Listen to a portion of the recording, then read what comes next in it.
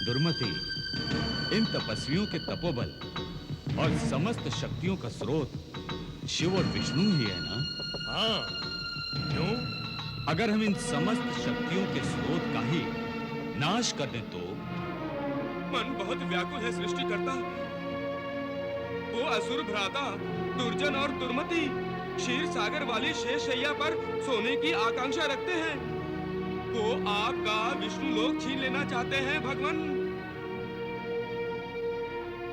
भोलेनाथ, वो आपके कैलाश पर भी आक्रमण करने वाले हैं।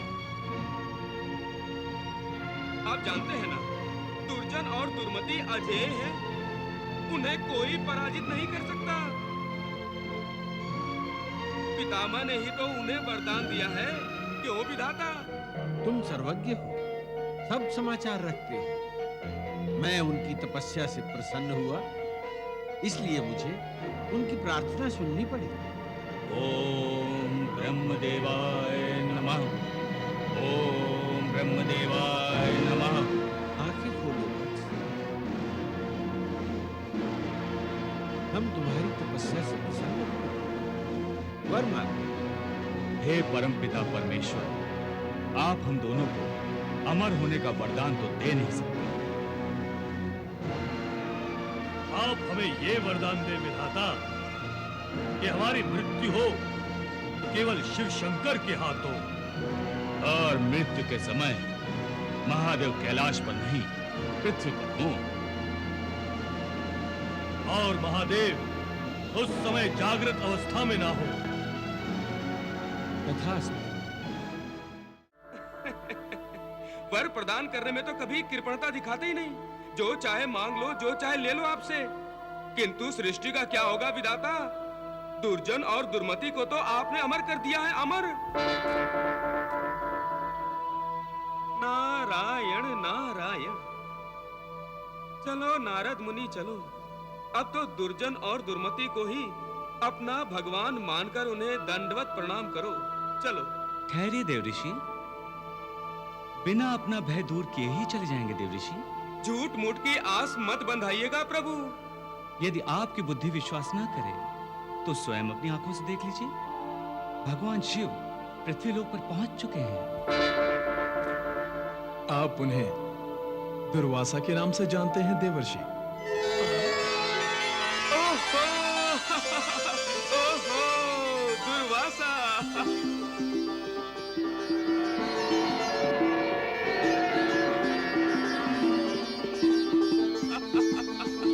नारायण नारायण, तो वो आप हैं प्रभु। मेरी बुद्धि भी भ्रष्ट हो गई है। नारायण नारायण। और इस समय आप जागृत अवस्था में भी नहीं है भोलेनाथ, समाधि अवस्था में है। अब तो दुर्जन और दुर्मति।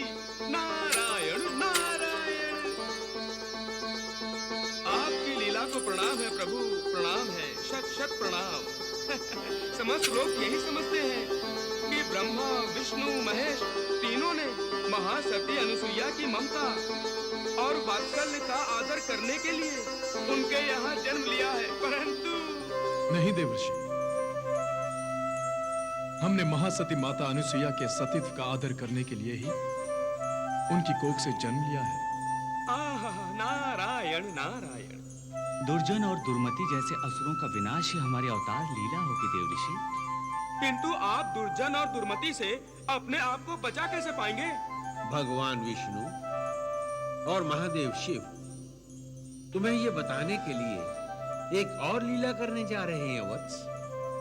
प्रत्यक्ष और अप्रत्यक्ष का इतना सूक्ष्म खेल केवल आप ही खेल सकते हैं प्रभु।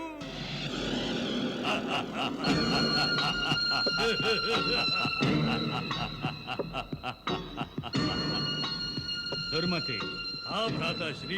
वो रहा कैलाश और वो रहे भगवान शिव शंकर। भ्राता श्री, शिवलोक आज से महादेव शिव शंकर का नहीं, हमारा होगा।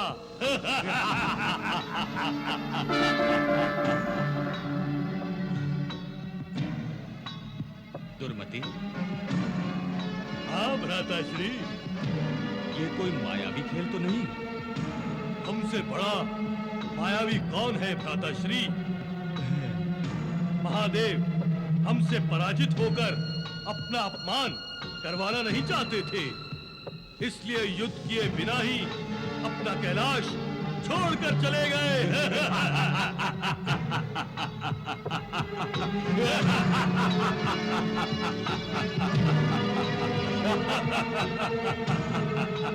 दुर्मति, लो, आज से हम कैलाशपति हो गए। कैलाशपति भ्राता श्री दुर्जन को मेरा प्रणाम। अनुज कैलाशपति दुर्मति को मेरा प्रणाम। दुर्मति, चलो अब हम क्षीर सागर चलते हैं। हाँ चले।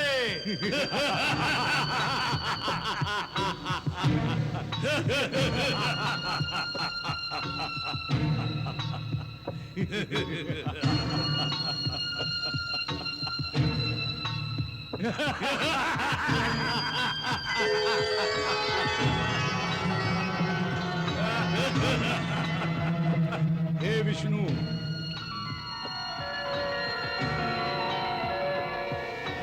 हम लोगों ने कैलाश पर विजय प्राप्त कर ली है और अब तुम्हें पराजित करके हम विष्णु लोक पर भी विजय प्राप्त कर लेंगे।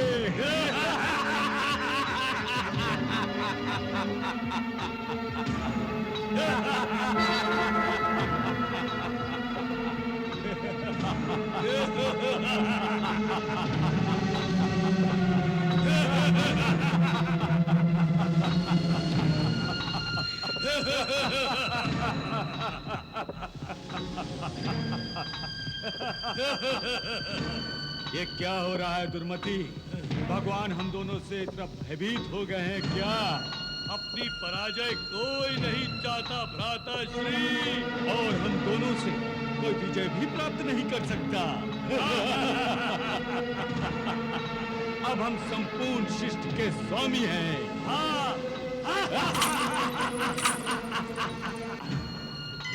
नारायण नारायण, संपूर्ण सृष्टि के स्वामियों को नारद का प्रणाम। कल्याण वस्तु। नारायण नारायण। बस करो नारद, अब कोई नारायण का नाम नहीं लेगा और अब कोई भी तपस्या नहीं करेगा। जो आज्ञा स्वामी, जो आज्ञा। परंतु तपस्या पर प्रतिबंध क्यों लगाना चाहते हैं आप? क्षमा करना स्वामी, जिज्ञासा हुई इसीलिए आपसे पूछने की धृष्टता कर रहा हूँ, क्षमा करना। नारद, क्या आप नहीं जानते कि हमने तपस्या के बल पर ही अपनी मृत्यु जीती है? और हम तपस्या के बल पर ही संपूर्ण सृष्टि के स्वामी हैं। और हम नहीं चाहते कि कोई भी व्यक्ति तपस्या के बल पर हमसे अधिक शक्तिशाली और बलवान हो। नारायण नारायण। नारद, क्षमा करना स्वामी, क्षमा करना। अब नहीं बोलूंगा, नहीं बोलूंगा अब। शीघ्रता में मुंह से निकल गया। और शीघ्रता इसीलिए हुई कि आप जो नहीं चाहते वही हो रहा है। हाँ, क्या हो रहा है? कोई आपसे भी अधिक बलवान और शक्तिशाली बनने का प्रयत्न कर रहा है। कौन और कहां? पृथ्वी लोक पर स्वामी, पृथ्वी लोक पर दुर्वासा नाम का ऋषि कुमार महान तपस्या कर रहा है। वो देखिए स्वामी, वो देखिए।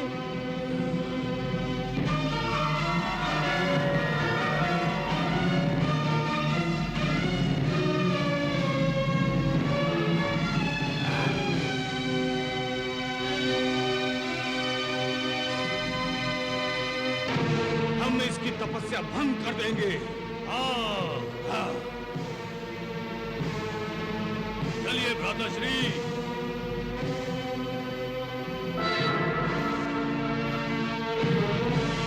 नारायण नारायण।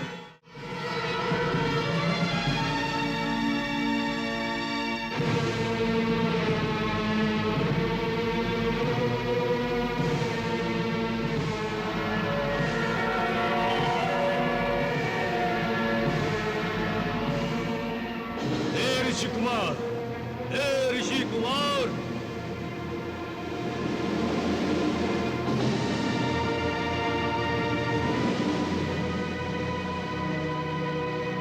हे ऋषि कुमार, ये अपनी तपस्या बंद कर दो, वरना हम तुम्हारा वध कर देंगे।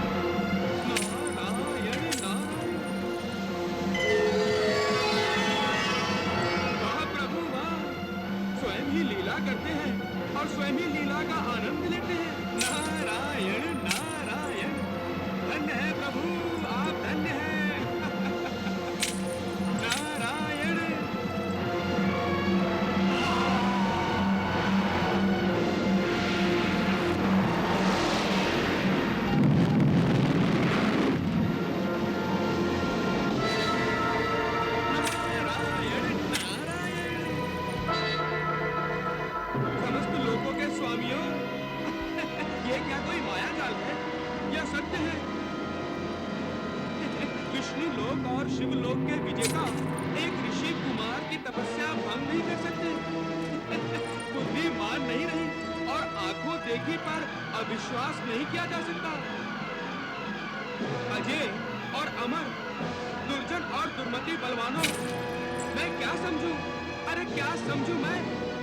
आप दोनों की अब तक की प्राप्त की हुई शक्ति झूठी थी, असत्य थी।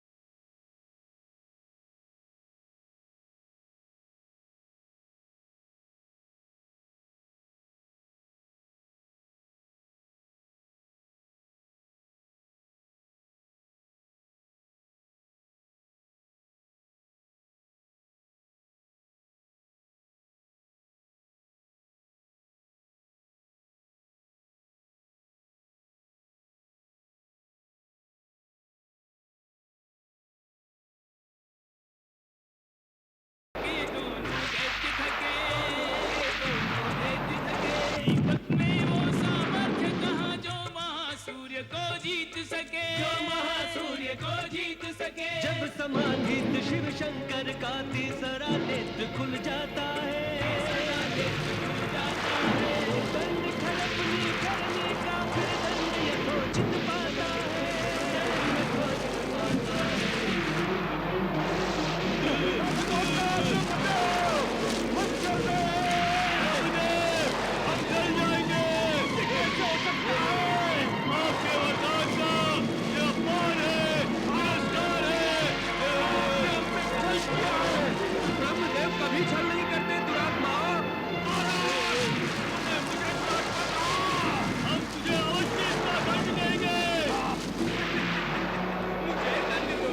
अच्छा, पहले अपने कर्मों का दंड का भुगतान, तुम्हें मिला हुआ वरदान ही सत्य हो रहा है। देखो देखो, दुर्वासा के रूप में भगवान शिव ने ही जन्म लिया है। और इस समय दुर्वासा जागृत अवस्था में नहीं है, समाधि अवस्था में है। देख रहे हो ना मुझको? नारायण नारायण।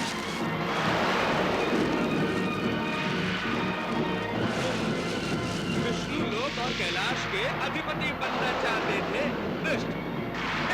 पहले अग्नि स्नान में 2-4 युग बिताओ, फिर देखना और फिर मुझे दंड देना।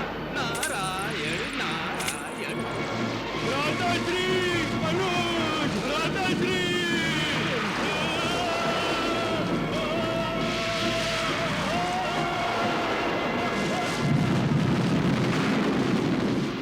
हाँ, नारायण नारायण।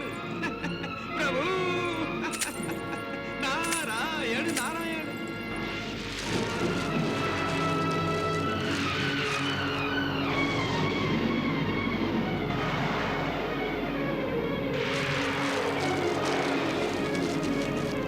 नारायण।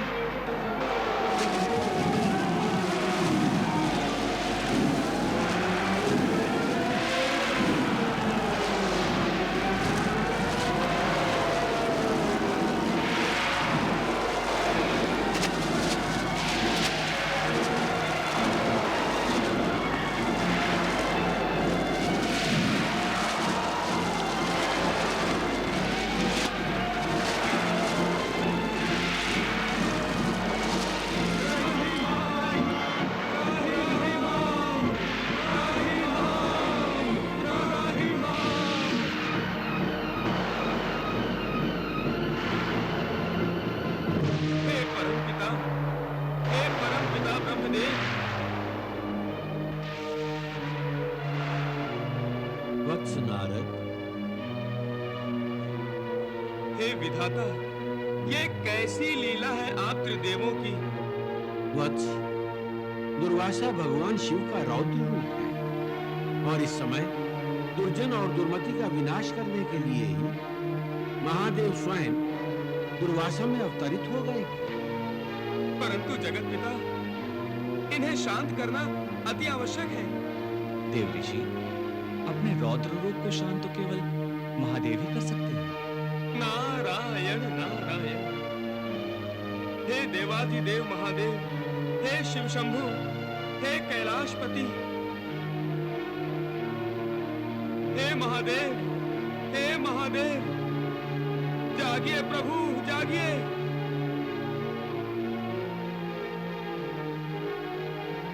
भगवान, तपस्या में लीन दुर्वासा के क्रोध ने रौद्र रूप धारण कर लिया है। उन्हें आप तपस्या से विमुख कीजिए प्रभु, तपस्या से विमुख कीजिए। सृष्टि की रक्षा कीजिए भोलेनाथ, सृष्टि की रक्षा कीजिए प्रभु, सृष्टि की रक्षा कीजिए। तथास्तु।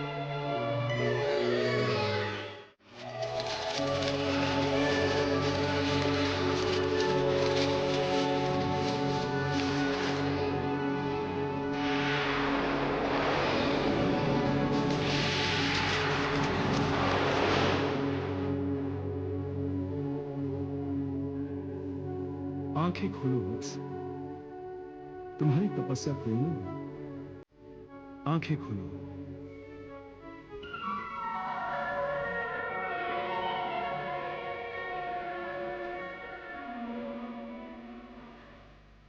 आपके दर्शन हुए प्रभु,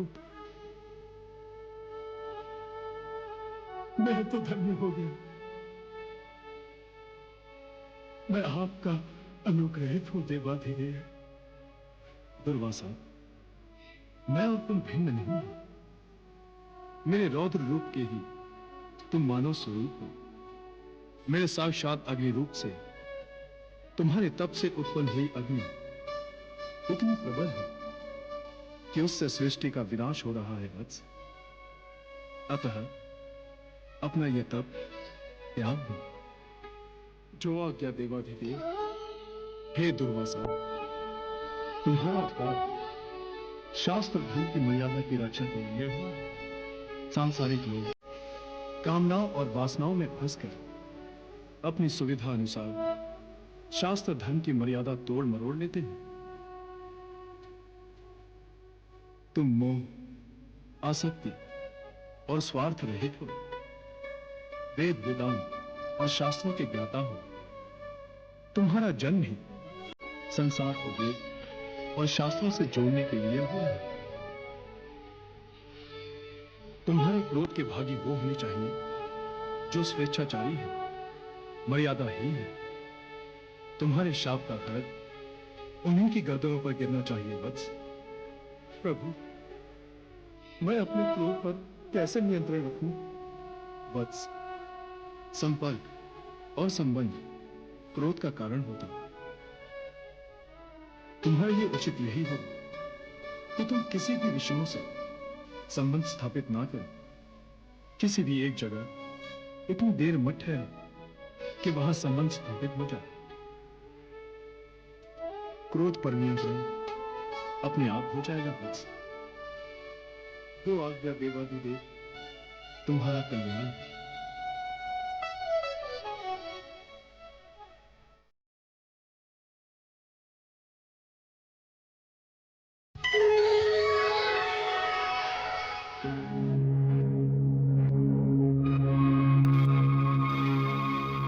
ये क्या कह रहे हैं आप? कल से भोजन नहीं किया पिताश्री ने? महाराज अपने कक्ष में किसी को भी आने की आज्ञा नहीं देते युवराज। वो दरवाजा अंदर से बंद किए रखते हैं और किसी को भी आने नहीं देते।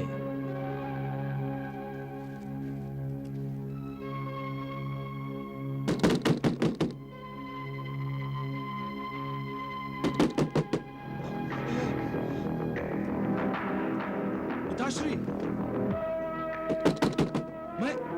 मैं अर्जुन हूं पिताश्री।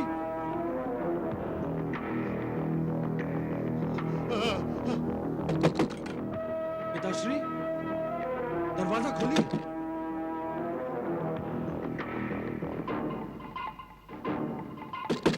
मैं अर्जुन, आपका पुत्र। नहीं, आगे मत बढ़ो, आगे मत बढ़ो। पिताश्री,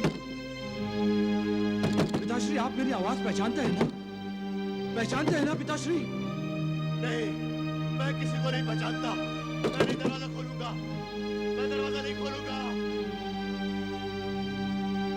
पिताश्री, आप भूखे होंगे, कृपा करके दरवाजा खोलिए पिताश्री।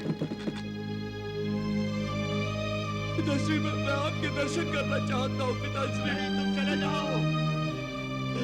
पिताश्री, मुझे आपके स्वास्थ्य की चिंता है पिताश्री। दरवाजा खोलिए पिताश्री। नहीं, तुम चले जाओ। हमने भी बहुत प्रयत्न किया युवराज, परंतु ऐसा कब तक चलेगा महामंत्री? वो भूखे होंगे, प्यासे होंगे, उनका स्वास्थ्य। आप चिंता न करें युवराज, महाराज जल्दी ठीक हो जाएंगे।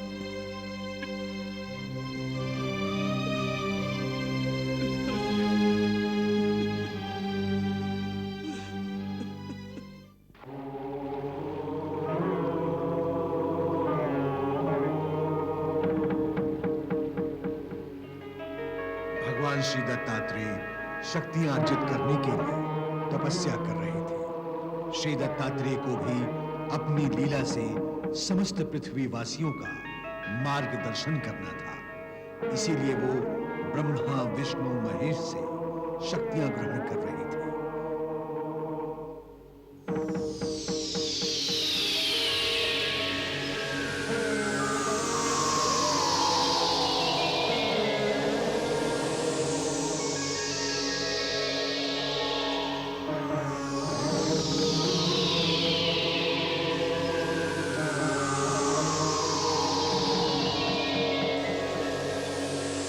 श्री दत्तात्रेय की कीर्ति तीनों लोकों में फैल गई थी। उसी समय दैत्य कुल से महाप्रतापी राजा जंभ ने अपनी घोर तपस्या से विधाता ब्रह्मदेव को प्रसन्न कर लिया था। और जब ब्रह्मदेव दैत्यराज जंभ के सामने प्रकट हुए, तब जंभ ने उनसे वरदान मांगा।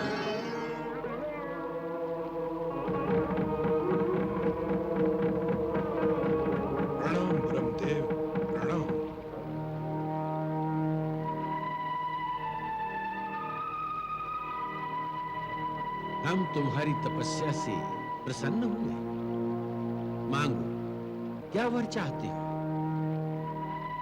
विधाता, मुझे वरदान दीजिए कि युद्ध में मेरे सामने आते ही मेरे शत्रु को मेरी इच्छा अनुसार जमाई आ जाए और वो नींद के अधीन हो जाए और मैं सहज उस पर विजय पाऊं।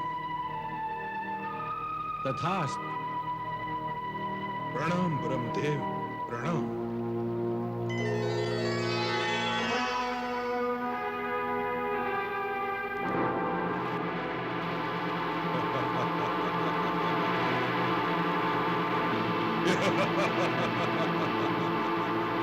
परमपिता ब्रह्मदेव से वरदान पाने के पश्चात दैत्यराज जंभ ने सर्वप्रथम इंद्रलोक पर आक्रमण किया।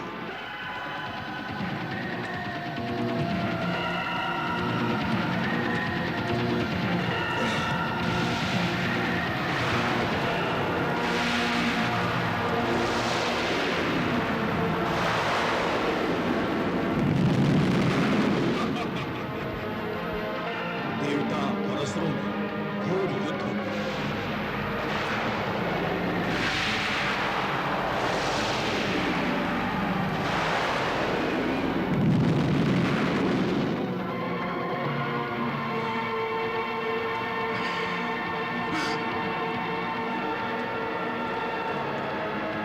अब मुझे ब्रह्मा जी का वरदान प्रयोग करना होगा।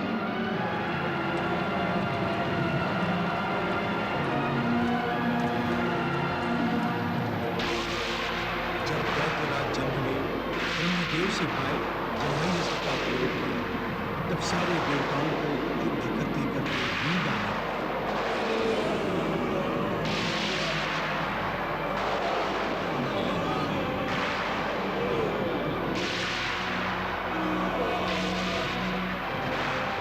और वो युद्ध से विमुख होकर भाग गए। दैत्यराज जंभ स्वर्गलोक का अधिपति हो गए।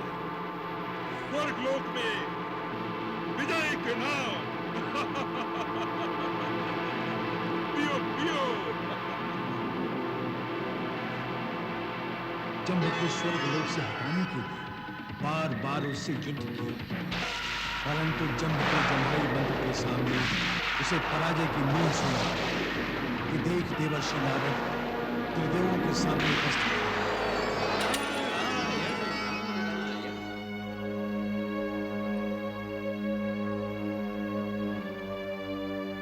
क्या होगा प्रभु? क्या देवताओं को अब पृथ्वीलोक का आश्रय लेना पड़ेगा? ये सब आपकी कैसी लीला है त्रिदेव, कैसी लीला है? सुना था स्वर्गलोक तमोगुणी दैत्यों के लिए नहीं, रजस गुणी देवताओं के लिए है। परंतु अब तो रजस गुणी देवताओं के लिए कोई स्थान ही नहीं रहा। क्या सृष्टि का चक्र उल्टा घूमना शुरू हो गया है त्रिदेवों?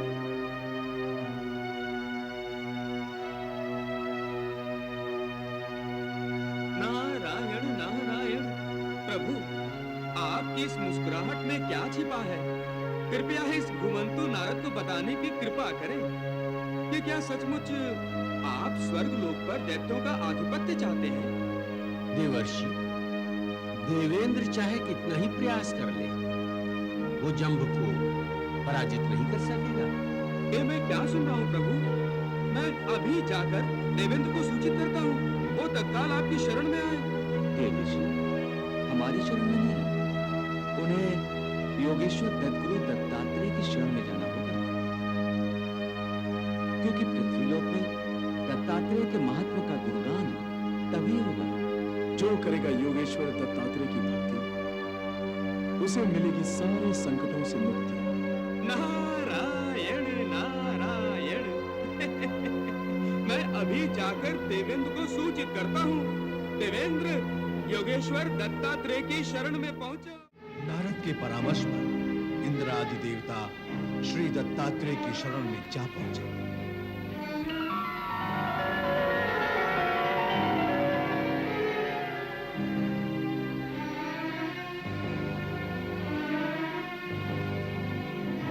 रक्षा कीजिए प्रभु। किससे? दैत्यराज जंब से। उसने तीनों लोकों में त्राही त्राही मचा रखी है। यदि उसका शीघ्र विनाश ना किया गया तो सत्य, धर्म और न्याय तीनों विनाश के कगार पे खड़े होंगे। दैत्यराज जंब का संहार हमारे वश में नहीं है प्रभु। यह कार्य तो आपको करना होगा प्रभु। दैत्यराज जंब से तीनों लोग त्रस्त हैं प्रभु। उसके अत्याचारों से तीनों लोगों को मुक्त करा दीजिए दत्तगुरु। मुक्ति तो तुम्हारे हाथों से ही होगी देवेंद्र। मैं तो जंब की शक्ति और तेज कम करने का उपाय बता सकता हूँ। बड़ी कृपा होगी। तुम जंब को यहाँ युद्ध के लिए आमंत्रित करो। इस आश्रम में? हाँ, जैसे ही दैत्य इस आश्रम में आएंगे तो मेरी दिव्य दृष्टि उन पर पड़ते ही वे सभी तेजहीन और शक्तिहीन हो जाएंगे। उसके बाद तुम उन सब का संहार कर देना। मैं अनुग्रहित हुआ दत्तगुरु, अनुग्रहित हुआ।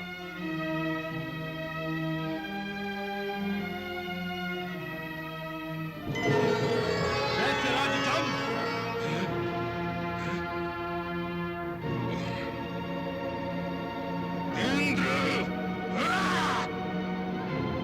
मैं तुझे युद्ध के लिए ललकारने आया हूँ। मूर्ख, निर्लज्ज, कायर, भगोड़े, तुझे लज्जा नहीं आती? मुझसे बार बार पराजित होने चला आता यहाँ। इस बार मैं विजयी होने के लिए आया हूँ।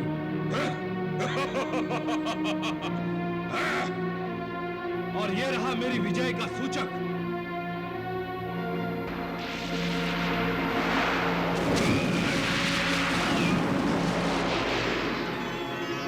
मूर्खेंद्र, क्या तू जानता नहीं कि मैं अपराजय हूँ? मुझ पर कोई विजय प्राप्त नहीं कर सकता। आज मैं तुझे यहाँ से बच के नहीं जाने दूंगा।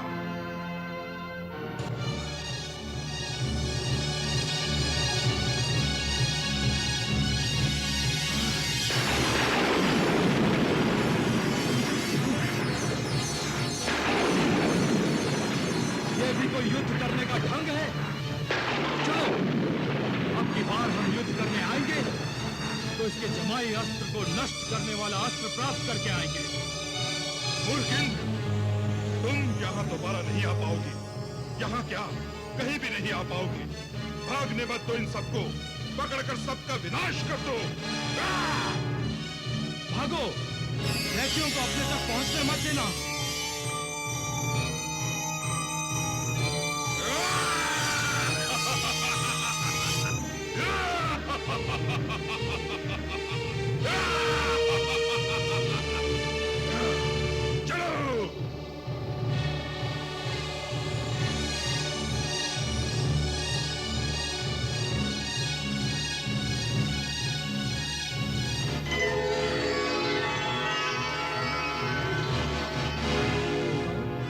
अपनी सुरक्षा के लिए योगेश्वर दत्तात्रेय के आश्रम में चलो। विधाता, विधि का विधान देख रहे हैं आप? देख रहे हैं परमपिता? दैत्यराज जंब को मृत्यु किस बहाने से योगेश्वर दत्तात्रेय के आश्रम की ओर ले जा रही है? विनाश काले विपरीत बुद्धि। देवऋषि, जो भी अपने वरदान का, अपने सामर्थ्य का, अपनी शक्तियों का दुरुपयोग करेगा, जो भी अधर्मियों को सुरक्षा प्रदान करेगा और अपने अहंकार को बलवान कर अन्याय करेगा, उसकी दशा जंब के समान ही होगी। वो स्वयं ही अपनी मृत्यु का द्वार खटखटाएगा। नारायण नारायण।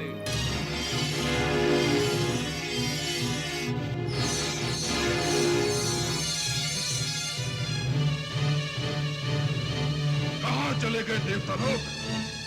वो देखिए दत्तराज।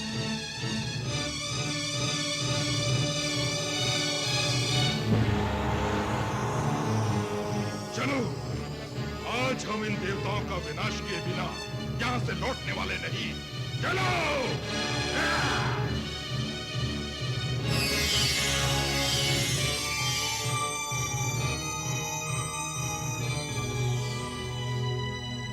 देवी। हाँ प्रभु। दैत्यराज जंब ने दत्तात्रेय के आश्रम में प्रवेश किया। अब फिर से आपको अपनी लीला रचाने का अवसर प्राप्त हुआ। जाइए देवी, दत्तात्रेय की सहायता कीजिए। जो आज्ञा प्रभु।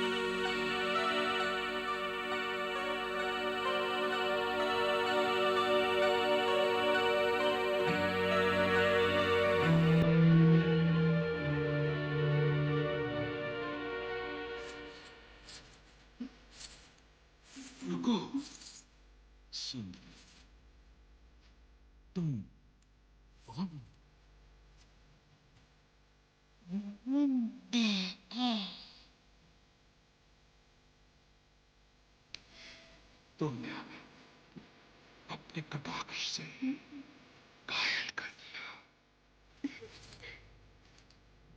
सत्य? परंतु अभी हमारा आपसे परिचय नहीं हुआ। जब आप हमसे... हाँ, मैं त्रिलोक विजेता दैत्यराज जम्बू जम्ब। त्रिलोक विजेता। सबको पराजित किया है ना आपने? हाँ, सबको। हमें भी करेंगे?